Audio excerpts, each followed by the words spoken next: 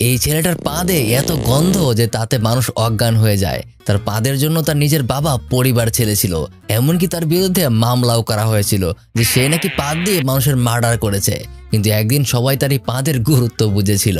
তার পাদের প্রেসারে একটা রকেটের ইঞ্জিন চালানোর পর্যন্ত গবেষণা হয়েছিল। সে কি পেরেছিল পাদ দিয়ে রকেট উড়াতে, বা কেন সেই ভয়ানক গন্ধযুক্ত পাদের ক্ষমতা সে পেয়েছিল? সবকিছুর উত্তর রয়েছে 2002 সালে মুক্তিপ্রাপ্ত দি থান্ডার প্যান্টস সিনেমায়। তো চলুন দেখে ফেলি এক পাদের গল্প। গল্পটা শুরু হয় হসপিটালের এক প্রেগনেন্ট মহিলাকে দেখিয়ে। আজকেই তার ডেলিভারি করা হবে। সে অনেক চেষ্টা করে কিন্তু কোনো কাজ হচ্ছে না।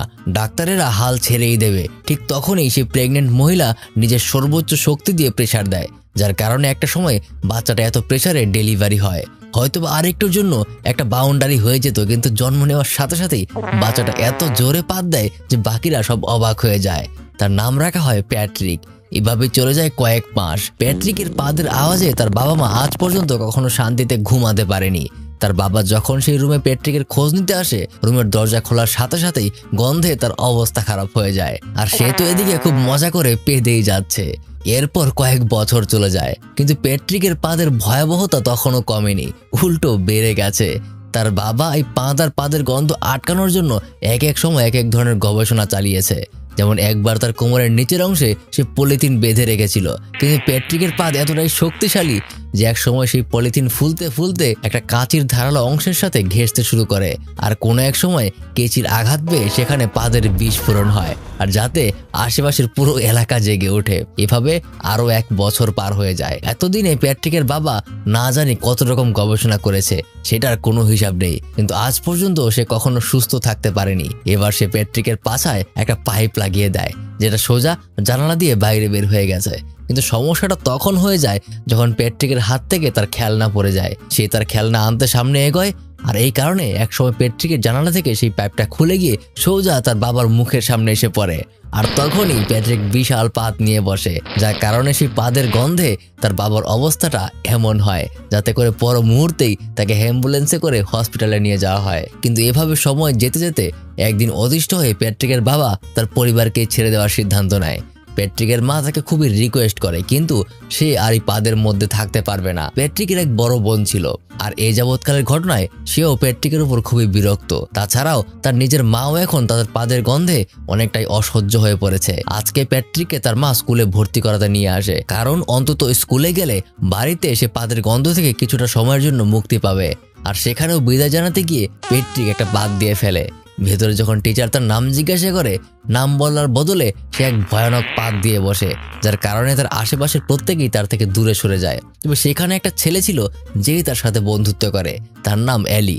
জন্ম থেকেই তার একটা বিশেষ রোগ ছিল, যার কারণে সে ভালো বা মন্দ কোনো গন্ধই পেত না, অর্থাৎ তার নাকের গন্ধ শোকার ক্ষমতা নেই। তাই প্যাট্রিক যতই ভয়ানক পাদ দিক না কেন, এলির এতে কোনো সমস্যা হবে না, কারণ সে তো গন্ধই শুকতে পারে না। এরপর কয়েক বছর চলে যায়। এলি খুবই ভালো স্টুডেন্ট ছিল, কিন্তু তাদের দুজনকেই তাদের স্কুলের এই ছেলেটা প্রতিদিন বিরক্ত করত, কিন্তু তারা কেউই কখনো কাউকে কিছু বলতে পারতো না। একদিন স্কুলের একটা প্রোগ্রাম চলাকালীন সময়ে প্যাট্রিকের অনেক জোরে একটা পাদ আসে। সে আটকানোর অনেক চেষ্টা করে, কিন্তু অবশেষে তার পাদ বিস্ফোরণের মতো বের হয়ে আসে, যার কারণে পুরো অ্যাসেম্বলিতে গন্ডগোল বেঁধে যায়। আর প্যাট্রিককে এমন ভয়ানক পাদ দেওয়ার অপরাধে অপমান করে বের করে দেওয়া হয়। তাছাড়াও নিজের বাসাতেও প্যাট্রিক কখনো ভালো খাবার খেতে পারে না, কারণ সে যে সকল খাবার পছন্দ করে, অর্থাৎ ফাস্ট ফুড, সেগুলো খেলে তার গ্যাস্ট্রিক হবে। আর তার যদি গ্যাস্ট্রিক হয়, তাহলে তার বোন আর মায়ের জন্য এই ঘরে থাকাটা অসম্ভব হয়ে পড়বে। তাই তাকে সবসময় এমন কোনো খাবার দেওয়া হয় যাতে গ্যাসের পরিমাণ সবসময় কম থাকে। আর প্যাট্রিকের অনেক ছোট থেকে ইচ্ছা সে বড় হয়ে একজন অ্যাস্ট্রোনট হবে। একদিন প্যাট্রিক তার টিভিতে তার আইডল, তার ফেভারিট অ্যাস্ট্রোনটের একটা ইন্টারভিউ দেখছিল। এক সময় সে তার ইন্টারভিউতে জানায় যে অ্যাস্ট্রোনট হতে হলে একজন মানুষকে সকল জায়গায় মানিয়ে নিতে হবে আর সব দিক থেকে পারফেক্ট হতে হবে, এমনকি তার দ্বারা যেন অন্য কারো সমস্যা না হয় সেদিকেও খেয়াল রাখতে হবে। এটা শুনতে পেরে প্যাট্রিকের মন ভেঙে যায়, কারণ তার কারণে তো সবারই সমস্যা হয়। পরদিন সে চলে যায় তার বন্ধু এলির কাছে, তার কাছে অনুরোধ করে যে করেই হোক যেন তার এই পাদ সমস্যার একটা সমাধান সে বের করে দেয়। আর এদিকে আমরা তো শুরু থেকেই জানি এলি একজন মেধাবী ছাত্র, তাই সে ব্যাপারটা নিয়ে গবেষণা করতে শুরু করে। গবেষণা করতে করতে সে একজন আনঅফিসিয়াল সায়েন্টিস্টে পরিণত হয়েছে, যার কারণে সে প্যাট্রিকের জন্য বিশেষ এক প্রকার প্যান্ট বানাতে শুরু করে। এভাবে 4-5 দিন চলে যায়। প্যাট্রিক এলিদের গ্যারেজের সামনে এভাবেই অপেক্ষা করে। একদিন প্যাট্রিক খেয়াল করে এলিদের বাসার সামনে একটা অদ্ভুত গাড়ি থেকে কিছু অদ্ভুত মানুষ তার উপর নজর রাখছে। তবে প্যাট্রিকের চিন্তা হলো তার পাদ নিয়ে, ওদিকে খেয়াল করার মতো তার সময় নেই। এভাবে আরো কয়েকটা দিন কেটে যায় আর অবশেষে এলি প্যাট্রিকের জন্য বিশেষ একটা প্যান্ট তৈরি করে নিয়ে বাইরে আসে, যেটার নাম সে দেয় দি থান্ডার প্যান্টস। আর হ্যাঁ, এই প্যান্টের নাম করেই মুভিটার নাম রাখা হয়েছে দি থান্ডার প্যান্টস। এই প্যান্টের বিশেষত্ব হলো প্যাট্রিক যখন পাত দেবে তখন এই প্যান্ট সেই পাতকে নিজের মধ্যে আটকে রাখবে, একটুও বাইরে বের হতে দেবে না। তো এর একটা অসুবিধা আছে, যেটা হলো প্যাট্রিককে তার সাথে সবসময় একটা পাদের টাঙ্কি নিয়ে ঘুরতে হবে। তার বের হওয়ার সমস্ত পাদ প্রথমে প্যান্টে জমা হবে, তারপর তার হাতের এই ছোট্ট টাঙ্কিটার মধ্যে ওই পাদ কম্প্রেস করে ভরে ফেলবে। তারপর যখন এই টাঙ্কি ফুল হয়ে যাবে তখন আরেকটা মেশিনের মধ্যে সেটাকে ঢুকিয়ে সম্পূর্ণ পাদকে ফিল্টার করে বের করে দেওয়া হবে। অর্থাৎ আজ থেকে সে সম্পূর্ণ স্বাধীন। তাই বাড়িতে গিয়ে সে সবার প্রথমে তার বোনের হাতের গ্যাস্ট্রিক বাড়ানোর খাবার খেয়ে সেটা প্রমাণ করে দেয় যে এখন থেকে তার পাদে আর কারো কোনো অসুবিধা হবে না, সে স্বাধীনভাবে যে কোনো জায়গায় ঘুরতে পারবে। এই থান্ডার প্যান্ট পরে প্যাট্রিক নিজের অ্যাসেম্বলিতেও যায়, সেখানেও সে পাদ মারে, কিন্তু তার পা এখন বাইরে বের হয় না। বরং এখানে তার ম্যাডাম ভয় পাচ্ছিল যে কখন না আবার গন্ডগোল হয়ে যায়, কিন্তু তেমন কোনো সমস্যাই হয় না সেখানে। আর মাঝে মাঝে সেই প্যান্টে কিছু সমস্যা হলেও এলি ইনস্ট্যান্ট সেটা সমাধান করে দেয়। কিন্তু যে ছেলেটা তাদের দুজনকে সবসময় ডিস্টার্ব করতো সে এসে তার হাতে থাকা পাদের টাঙ্কিটা নিয়ে নেয়। সে মনে করে এটা হয়তো তাদের টিফিন বক্স, তাই সে কোনো কিছু চিন্তা না করেই সেটাকে খোলার চেষ্টা করে। আর কোনো এক সময় খোলার সাথে সাথেই প্যাট্রিকের সারাদিনের জমে থাকা পাদ একদম তার মুখের সামনে ফেটে যায়। এতে সে এতটাই রেগে ওঠে যে সে তার সকল বন্ধু বান্ধবদের ডাক দিয়ে প্যাট্রিককে ওখানে বেঁধে ফেলে আর তার স্বাদের থান্ডার প্যান্টকে সবাই মিলে টুকরো টুকরো করে ছিঁড়ে ফেলে। এলি নিজের আবিষ্কারকে এভাবে নষ্ট হতে দেখে অনেক কষ্ট পায়, কিন্তু তার কিছুই করার নেই। আর তখনই প্যাট্রিকের এত জোরে পাদ আসে যেটা বের হওয়ার পর সবাই সেটা সহ্য করতে না পেরে তার থেকে দূরে সরে যায়। সেদিন বিকালে বাসায় আসার পর প্যাট্রিক টিভিতে মহাকাশ বিষয়ক একটা অনুষ্ঠান দেখছিল, আর তখনই এলি তার জন্য নতুন আরেকটা প্যান্ট বানিয়ে নিয়ে আসে। কিন্তু প্যাট্রিকের কথা হলো তার পাদের সমস্যাটা হয়তোবা তার সাথে আজীবন থেকেই যাবে। এখন এই প্যান্ট পরে সে আর কতদিন থাকতে পারবে? প্যাট্রিক অ্যাস্ট্রোনট হতে চায়, কিন্তু তার এই সমস্যার জন্য সে কখনোই অ্যাস্ট্রোনট হতে পারবে না। এটা তার জীবনের সব থেকে বড় আফসোস। এখন এলিরও এখানে কিছু করার নেই, তাই সে নিজের প্যান্টটা আবার ফেরত নিয়ে চলে যায়। কিন্তু এখানেই একটা টুইস্ট আসে। গাড়ির মধ্যে থাকা কজন স্পাই এলির উপর নজর রাখছে। আজকে প্রথম নয়, সে শুরু থেকেই তার উপর তারা নজর রাখছিল। হয়তোবা এলি আর এদের মধ্যে কোনো কানেকশন আছে। অপরদিকে যেহেতু তার পাদের সমস্যা দিন দিন বেড়েই চলেছে, তাই প্যাট্রিকের মা হাসপাতালে তাকে চেক আপ করাতে নিয়ে আসে। আর এখানেই তারা প্রথম জানতে পারে প্যাট্রিকের একটা নয় বরং দুটো পাকস্থলী। আর এর কারণেই তার শরীরের মাঝে এমন কিছু প্রক্রিয়া ঘটে যাতে তার ঘন ঘন পাদ হয়। প্যাট্রিক আবারও আপসেট হয়ে পড়ে, কিন্তু ডাক্তাররা তখন তাদেরকে জানায় প্যাট্রিক এই দুনিয়ার বাকি সকলের থেকে কিছুটা আলাদা। তখন সে নিজের মধ্যে কিছুটা প্রাউড ফিল করে, কারণ যাই হোক অন্তত একটা দিক থেকে সে তো বাকিদের থেকে স্পেশাল।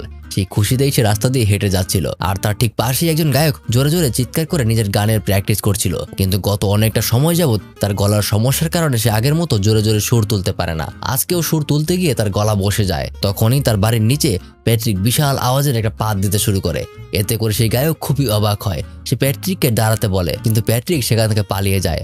অপরদিকে এলি যখন প্যাট্রিকের মেডিকেল রিপোর্ট দেখে তখন সেও অবাক হয়। তার মাথায় একটাই প্রশ্ন, এটা কি করে সম্ভব যে একটা মানুষের দুটো পাকস্থলী? কিন্তু প্যাট্রিকের কাছে এটা তেমন কোনো বড় বিষয় না। তখন এলি তাকে জানায় তার পাদের প্রেসারে চলবে এমন একটা মেশিনের উপর সে কাজ করছে, কারণ সামনে তাদের প্রযুক্তি মেলায় কিছু একটা আবিষ্কার করে তাকে দেখাতে হবে। তারপর বেশ কিছুদিন পর প্যাট্রিকের স্কুল থেকে একটা প্রযুক্তি মেলার আয়োজন করা হয়, যেখানে অংশগ্রহণকারী প্রত্যেকেই আলাদা আলাদা প্রোটোটাইপ সকলের সামনে দেখাবে, যেগুলোকে উড়ে গিয়ে ফিনিশিং লাইন পার করতে হবে। যেই সব থেকে কম সময়ে ফিনিশিং লাইন পার করতে পারবে সেই এখানকার উইনার হিসেবে গণ্য হবে। এভাবে একে একে প্রত্যেকেই নিজেদের প্রোটোটাইপ দেখায়, কিন্তু কারোরটাই সফল হয় না। অবশেষে চলে আসে প্যাট্রিক আর এলির পালা। এতদিন ধরে কাজ করার মাধ্যমে সে এমন একটা জাহাজ তৈরি করেছে যেটা প্যাট্রিকের পাদের প্রেসারে চলবে। তারপর ওই বিশেষ জাহাজে প্যাট্রিক জ্বালানি হিসেবে পাদ দিতে শুরু করে, আর এলি সেটাকে কন্ট্রোল করছে। এভাবে সবকিছু ঠিকই যাচ্ছিল, কিন্তু হঠাৎ একটা টেকনিক্যাল ভুলের কারণে প্যাট্রিকের পাদের পাইপটা তার জায়গা থেকে খুলে যায়, আর সেই পাদ সরাসরি দর্শকদের নাকের উপর গিয়ে পড়ে, যাতে করে সেখানকার প্রত্যেকেই পাদের গন্ধে একদম দিশেহারা হয়ে পড়ে। এলি সেই পাইপটাকে আবার জাহাজে লাগিয়ে নেয়। তারপর প্যাট্রিক আরো জোরে জোরে পা দিতে শুরু করে। আর কোনো এক সময় প্যাট্রিকের পাদের জোরে তারা এই প্রযুক্তি মেলায় প্রথম পুরস্কার পেয়ে যায়। বিভিন্ন টিভি রিপোর্টাররা তাদের ইন্টারভিউ নিতে আসে, আর সবকিছুই তাদের সেই গুপ্ত স্পাই টিমের প্রধান দেখছিল। সে বলে এই বুদ্ধিমান ছেলে দুটোকে যে করেই হোক তাদের চাই। সেদিন ওই ঘটনার পর থেকে প্যাট্রিকের আত্মবিশ্বাস কয়েকগুণ বেড়ে যায়। যে ছেলেটা তাকে সবসময় ডিস্টার্ব করতো, একদিন সেই ছেলের সামনে গিয়ে সে খুব জোরে পাত দেয়, যার গন্ধে টিকতে না পেরে ছেলেটা তার থেকে দূরে পালিয়ে যেতে শুরু করে।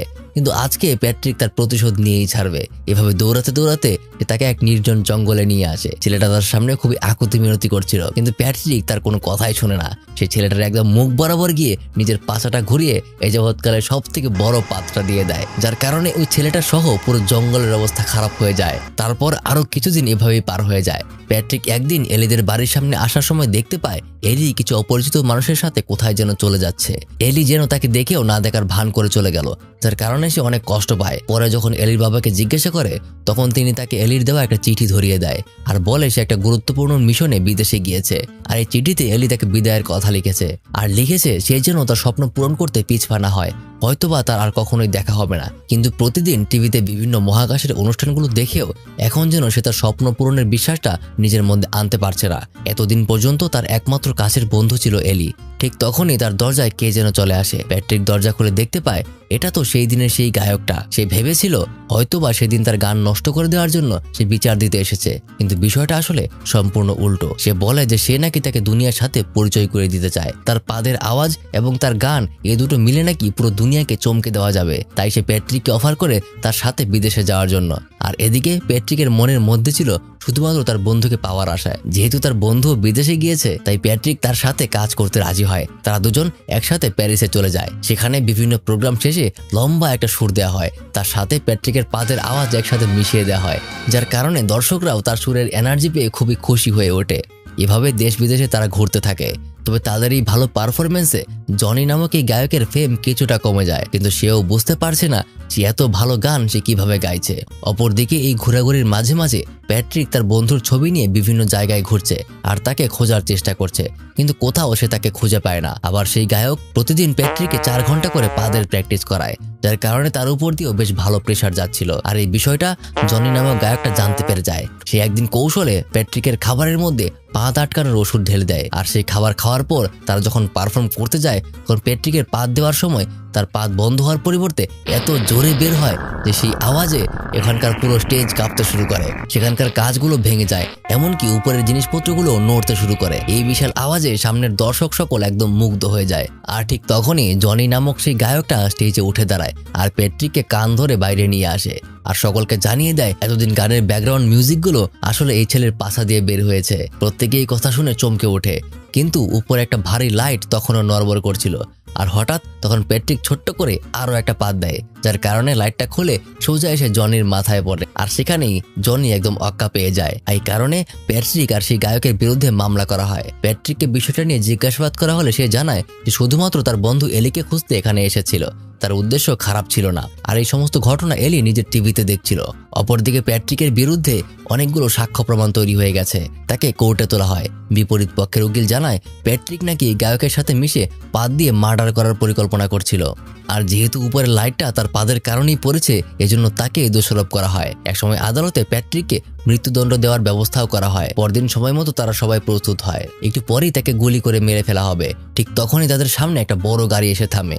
সেখান থেকে কিছু গার্ড নেমে আসে এবং তাদেরকে প্যাট্রিকের মুক্তির কাগজ দেখায়।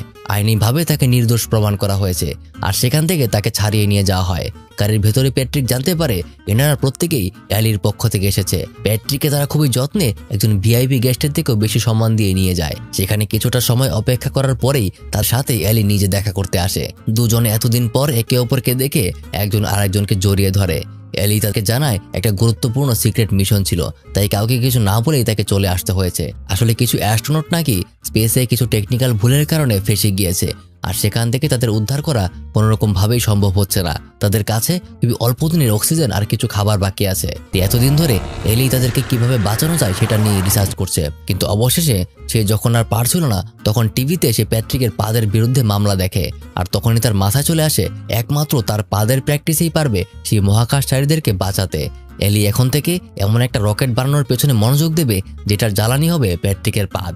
প্রথমে সেই রকেট তার পাদকে নিজের মধ্যে শুষে নেবে, তারপর সেটাকে ইনক্রিজ করে তার ক্ষমতা কয়েক হাজার গুণ বাড়িয়ে দেবে। আর সেদিকেই সে কাজ শুরু করে দেয়। এদিকে এলি তার রকেট বানাতে মনোযোগ দিচ্ছে, আর অপরদিকে প্যাট্রিক অ্যাস্ট্রোনটদের সমস্ত প্রশিক্ষণ নিচ্ছে, কিন্তু কোথাও সে পাশ করতে পারছে না। তবুও বাকিদের সকলের বিশ্বাস সে পারবে। তারপর এমন কিছু এক্সপেরিমেন্ট তার উপর প্রয়োগ করা হয়, এতে করে তার পাদের ক্ষমতা এমনিতেও কয়েক গুণ বেড়ে যায়। আর অবশেষে সেই রকেটটাও প্রস্তুত হয়ে গিয়েছে। প্যাট্রিককে একটা বিশেষ স্যুট পরে দেওয়া হয় যেটার সাথে কানেক্ট হবে সেই রকেটের ফিউল ট্যাঙ্ক, যার কারণে তার পাছাটাকে সম্পূর্ণ খোলা অবস্থায় রাখতে হবে। প্যাট্রিককে খুবই সম্মানের সাথে নিয়ে যাওয়া হচ্ছে রকেটের একদম টপে, আর অপর দিক থেকে অ্যালি সমস্ত বিষয়ের উপর নজরদারি করছে। অবশেষে তাকে ভেতরে বসিয়ে প্রত্যেকে তাকে বিদায় জানায়। ভেতরে যাওয়ার পর সে তার হাতে গ্যাস্ট্রিক বানানো সেই ওষুধটা পেয়ে যায়। আর বুঝতেই পারছেন কন্ট্রোলের মধ্যে থেকেও তার পাদের ক্ষমতার এত পাওয়ার ছিল, এখন যদি উল্টো সেটা বাড়িয়ে দেওয়া হয় এর ক্ষমতা কয়েক লক্ষ গুণ বেড়ে যাবে। তবে তারপরে অনেকটা সময় পার হয়ে যাচ্ছে, কিন্তু রকেট লঞ্চিং এর সময় ঠিক করা হচ্ছে না, যার কারণে জিজ্ঞাসা করলে জানা যায় রকেটে কিছু সমস্যা দেখা দিয়েছে। এলি বিষয়টা জানতে পেরে কিছুটা টেনশনে পড়ে যায়। প্যাট্রিককে সে জানায় যদি এই রকেট লঞ্চ করা হয় তাহলে 70% সম্ভাবনা থাকবে যে এখানে একটা দুর্ঘটনা ঘটবে, হয়তোবা রকেট কিছুটা উপরে গিয়ে বিস্ফোরণও হতে পারে। প্যাট্রিক যখন বিষয়টা জানতে পারে সে কিছুটা চুপ হয়ে যায়, কিন্তু সে এখন আর পিছিয়ে পড়বে না। সকলকে বলে দেয় সে আর নিজের জীবনের পরোয়া করে না। তার কারণে যদি বাকি 4 জন অ্যাস্ট্রোনট বেঁচে যায় তাহলে সেটা তার জন্য সৌভাগ্যের হবে। তাই প্যাট্রিকের অনুমতি নিয়ে ইঞ্জিনের সকল ফাংশন অ্যাক্টিভেট করে দেওয়া হয়। আর তখনই প্যাট্রিক এমন জোরে পেদে ওঠে যার কারণে সাথে সাথেই রকেটের সাথে তাদের সিগন্যাল লস্ট হয়ে যায়। তবে সেটাও আবার সাথে সাথেই ঠিক হয়ে যায়। প্যাট্রিকের পাদের প্রেসারে সেই রকেটের সমস্ত ফাংশন ধীরে ধীরে কাজ করতে শুরু করে, আর কোনো এক সময় রকেটটা থ্রাস্ট দিয়ে মাটি থেকে উপরে উঠতে শুরু করে। বোঝা যায় তাদের লঞ্চ সাকসেসফুল হয়েছে, কিন্তু তখনই হঠাৎ করে রকেটটা আবার সিগন্যাল লস্ট হয়ে যায়। তারা এদিক ওদিক ছোটাছুটি করতে শুরু করে, কোনোভাবেই সিগন্যাল ফেরত আনা সম্ভব হচ্ছে না। এলি টেনশন করতে শুরু করে, আর ঠিক তখনই অটোমেটিক আবারও সিগন্যাল রিস্টোর হয়ে যায়। জানা যায় যে সবকিছু ঠিকঠাকই আছে। ঠিকঠাকভাবেই রকেট মহাকাশ পর্যন্ত পৌঁছে গিয়েছে, যার মাধ্যমে প্যাট্রিকের স্বপ্নও পূরণ হলো। মুভির একদম শেষে গিয়ে দেখানো হয় প্যাট্রিক সেই অ্যাস্ট্রোনটদের সুরক্ষিতভাবেই পৃথিবীতে ফিরিয়ে আনতে পেরেছে। আর যে পাদের কারণে ছোট থেকেই তাকে বুলি করা হয়েছে, এখন সেই পাদের কারণেই প্যাট্রিক হয়ে উঠেছে সুপার হিরো। আর এখানেই শেষ হলো আজকের পাদের গল্প। আর এই গল্পটা আপনাদের কেমন লেগেছে সেটা কমেন্টে জানাতে ভুলবেন না। এতক্ষণ আপনাদের সাথে ছিলাম আমি মারুফ। কথা হবে আবার পরের আরেকটা ভিডিওতে, হয়তোবা পাদ ছাড়া অন্য কোনো টপিক নিয়ে। আর ততদিন পর্যন্ত আল্লাহ আপনাদের সবাইকে পাদ মুক্ত রাখুক।